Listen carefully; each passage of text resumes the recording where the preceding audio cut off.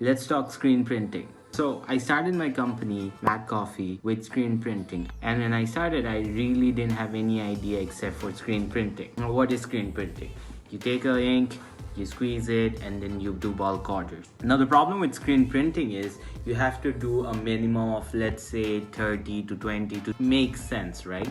You can outsource the work or you can do it for yourself. It's time consuming, you have to get the prints right, etc. But it is one of the best methods of printing because it's cheap, fast when you're doing bulk orders, and it makes monetary sense. However, when you're running a clothing brand and you're running it from home, there are a lot of challenges. So it really depends on the business model you're in.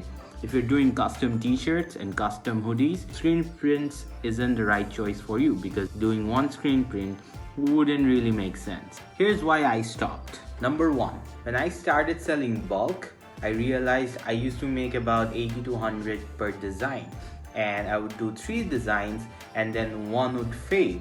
And as a result, even if 2 succeeded, the one that failed, I had a lot of inventory left. Now, what this caused was, even though I was selling off on all the other designs, for this, a lot of capital was wasted. Number 2, the sizes. So I used to do about small, medium, large, XL and about 6 sizes. 3 of my sizes would do well of a particular design, and then the other sizes, they wouldn't sell. So I would be sold out on small to large, and 3XL and double XLs, no one would buy them. And this would also hold some money. If you're into starting a clothing brand, I would suggest you do vinyl or other methods, inkjet printing. I did a short comparison here.